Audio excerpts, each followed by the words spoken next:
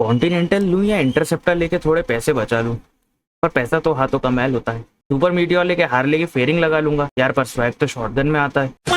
तो ये और ऐसे कई सवाल अगर आपके भी मन में आते हैं और आप ठान चुके हैं कि चाहिए तो हमें रॉयल एनफील्ड के 2 सिलेंडर का मजा ही, तो भाई बिल्कुल सही वीडियो पर आए हो। मैं हूं आपका उल्फी and thank you so much for the love you have been giving on my previous videos. And ये वीडियो भी आप ही के कहने पर लाया हूं कि कौन सी 650cc बाइक आपको लेनी चाहिए आपके रिक्वायरमेंट के हिसाब से। तो समय बर्बाद ना करते हुए सीधा बढ़ते हैं आगे वीडियो में सब्सक्राइब का बटन दबाते हुए। तो पहली बाइक जो हमारे लिस्ट में आती है वो है बड़े भैया सुपर मीटियोर 650। बड़े भैया से संबोधित कर रहे हैं तो भाई समझ ही सकते हो, बहुत बड़ी बाइक है ये, बिल्कुल मजाक नहीं, मतलब एक जेन्युइन बिग बाइक फील देती है ये प्रॉपर क्रूजर एस्थेटिक के साथ। मानो जैसे हार्ले और रॉयल एनफील्ड का कुछ तो नाजायज हुआ हो। 241 kg की कर्व वेट के साथ सबसे भारी गाड़ी हो जाती है ये इस लाइनअप की, पर वेट के वजह से तुमको ये कहीं से कहीं भी स्लो नहीं महसूस होगी। Power figure same 47 bhp and 53 Nm torque के साथ ये आती है, बट सबसे भारी होने के बावजूद भी कहीं भी इसका इनिशियल बाकी सिबलिंग से कम नहीं लगता है। प्रॉपर पावर हाउस है। लुक से काफी लोग अंडरएस्टिमेट कर जाते हैं कि सेम वही हैवी लुकिंग मीटियोर वाला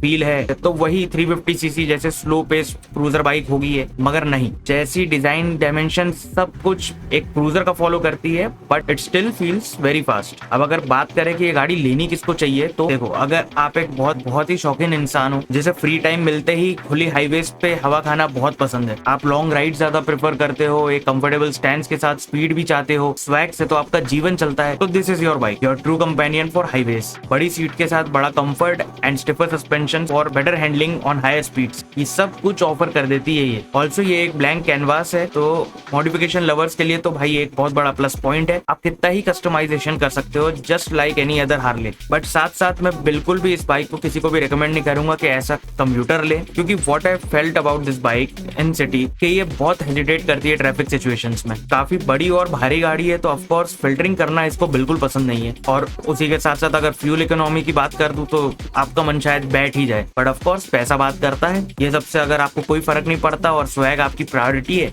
तो मैं कौन होता हूँ भाई रोकने वाला। 3 वेरिएंट में ऑफर होती है जिसमें से major equipment and specification same है, बस छोटे मोटे colour schemes and cosmetic changes है। 3,64,000 एक्स शोरूम से ये स्टार्ट होती है और लगभग 4 लाख एक्स शोरूम तक ये जाती है। जिसके बाद एक सच्चा ओपिनियन दूं तो भाई ना तो ये एक वैल्यू फॉर मनी बाइक है और ना ही ओवर एक्सपेंसिव के कैटेगरी में आती है। एकदम जस्टिफाइड प्राइस है अगर आप कलर्स के लिए भावुक ना होकर स्टार्टिंग वेरिएंट को चूज करते हो। दूसरी बाइक हमारे लिस्ट में आती है शॉटगन 650, जो कि नो डाउट इस लिस्ट की सबसे ज्यादा प्रीमियम लुकिंग बाइक है, नो डाउट। डिजाइन लैंग्वेज ही इसका ऐसा है कि भाई इंजन स्पेसिफिकेशन बाकी चीजों से कोई फर्क पड़ता ही नहीं है। पता नहीं कौन डिजाइन कर रहा है अभी हाल ही में आ रही की बाइक्स, बट भाई हेड्स ऑफ। ये इतनी वर्सेटाइल बाइक है कि भाई बड़े बड़े रिव्यूअर्स अभी तक यही नहीं समझ पाए कि ये कौन सी कैटेगरी में आती है बाइक। दूर से देखो तो लगता है बॉबर है, पास जाके देखो तो भाई लगता है क्रूजर है, गाड़ी चलाने बैठो तो लगता है कैफे रेसर है। मैं डिफाइन करूँ अगर ऐसी एक बाइक को तो भाई मैं नाम दूंगा इस कैटेगरी को द प्रॉपर फन बाइक।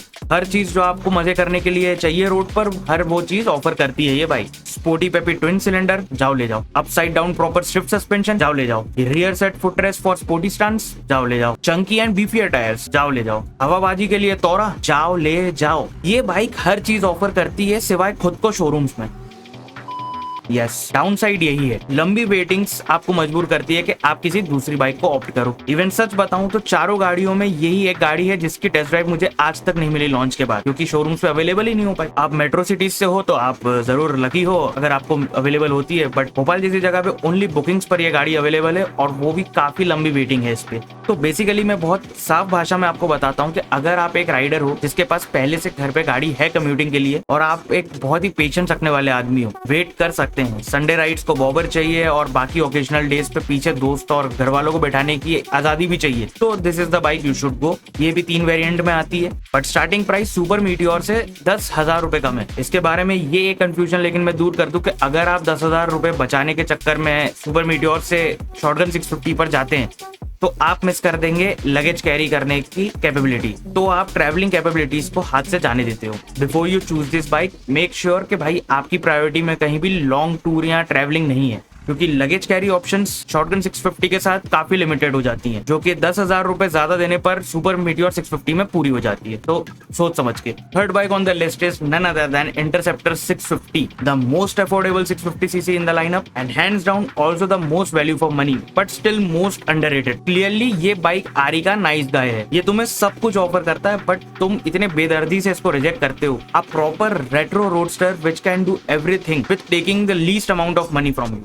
जो ओल्ड स्कूल चार्म इसका है ना, वो फिर भाई सीधा देखने को मिलता है इसके बाद ट्रायम्फ पे ही। एग्जैक्ट कॉन्टिनेंटल जीटी के ही चैसी के साथ ये आती है bike, but with a better relaxing posture than the Continental GT 650। Tyre से लेके हर एक नट बोल्ट कॉन्टिनेंटल जीटी से शेयर करती है ये, सिवाय क्लिपॉन्स के, और उसके बाद भी 16,000 सस्ती पड़ती है ये कॉन्टिनेंटल जीटी से। ये उन राइडर्स के लिए बेस्ट ऑप्शन है जो ओकेजनल फन राइड्स के लिए तेज बाइक तो चाहते ही है, पर सिर्फ हाईवे तक लिमिटेड नहीं। अगर आप एक प्रॉपर एक्सप्लोरर है जिसका टेस्ट एडवेंचर बाइक्स पे नहीं आता बट उसको एक स्पोर्टी बाइक चाहिए घूमने के लिए, तो ये बाइक आपके लिए है। ये बाइक भी एक कैनवास है, इसको भी आप कुछ भी बना सकते हो। सालों साल हमने इंटरनेट पर मॉडिफिकेशंस देखते आए हैं इंटरसेप्टर पे। कोई स्क्रैम्बलर बना देता है तो कोई फेयरिंग लगाकर स्पोर्ट्स बाइक बना देता है। ऐसे न जाने पता नहीं कितने मॉडिफिकेशंस आप इस गाड़ी को करके अपने हिसाब से कंपैटिबल बना सकते हो। साथ ही सिंगल रोड हैंडल बार के साथ ही गाड़ी आती है, तो कंफर्ट भी थोड़ा कॉन्टिनेंटल जीटी से ज्यादा मिल जाता है आपको। स्टैंस प्रॉपर मिल जाता है, आपके कंधे और गर्दन का दर्द थोड़ा सा बच जाता है कॉन्टिनेंटल जीटी के मुकाबले। तो डेफिनेटली फॉर द वैल्यू यहाँ ऑलराउंडर बाइक तो भाई यही बन जाती है, जो कि highway, city commutes, mountains, off roading सब कुछ कर सकती है। लगेज कैरी ऑप्शंस भी आपको बहुत ही सिंपल और इजी मिल जाता है इस पे। बाकी इसके आगे अगर हम बढ़ते हैं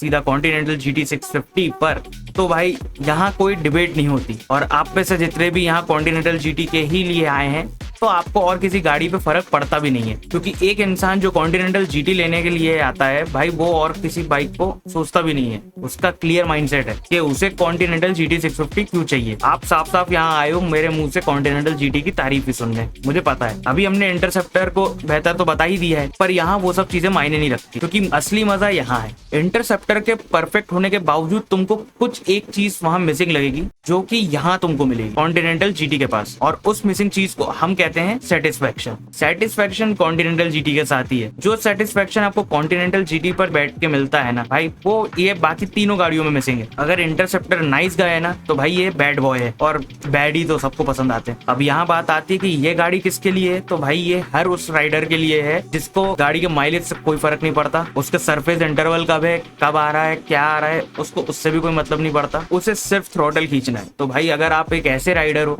तो ये गाड़ी बिल्कुल आप ही के लिए बनी है। बट मेरे एक्सपीरियंस से सिर्फ एक बात बोलूंगा कि अगर आप इस गाड़ी को सोच रहे हो, तो स्पोक व्हील्स वाले वेरिएंट पे ना जाकर एलॉय व्हील्स वाले वेरिएंट को ही चूज करें। बिकॉज मैंने जितना राइड किया, मुझे स्पोक व्हील्स वाले वेरिएंट पे ही वो वॉबलिंग का इशू समझ में आया। एलॉय व्हील्स में ऐसा कुछ मुझे एक्सपीरियंस नहीं हुआ है। तो जरूर अगर आपको कलर्स मैटर नहीं करते हो, आप एलॉय व्हील्स के वो दो वेरिएंट पे खुश रह सकते हो, तो ऑफ कोर्स भाई एलॉय व्हील्स पे जाओ। बाकी ट्रिपल डिजिट्स अगर आप इतना कांस्टेंट नहीं चलाते हो, तो स्पोक व्हील्स भी आपको इतना कोई प्रॉब्लम नहीं देते। ओनली आप जब 110, 120 के ऊपर जाओ और सफेद पट्टियों पे चलाओ, तो मुझे वो दिक्कत फेस हुई है। और एक चीज और मैं अपनी तरफ से सजेस्ट करना चाहूंगा बिगनर राइडर्स को, अगर आप ये 650cc बाइक्स में से कोई भी बाइक देख रहे हो और आप एक फर्स्ट बाइक लेने वाले हो, तो भाई ये बात रुक के समझ लेना कि ये बाइक्स काफी हैवी है। तो आपका क्लच पर कंट्रोल जब तक सही ना हो, तो मैं इन में से चारों गाड़ियों को आपको रिकमेंड नहीं करूंगा। बाकी देखो, इंसान इंसान की बात है, इसमें कितना कूदा है। आप में अगर है तो आप तो टैंक भी चला लो, मैं कौन होता हूँ रोकने वाला। पर मेरा काम था बताना, तो मैंने बता दिया। बाकी टूरिंग कैपेबिलिटीज कॉन्टिनेंटल जीटी की भी उतनी है जितनी इंटरसेप्टर की है। बस अगर आप वो स्टैंड से खुश हो, आपको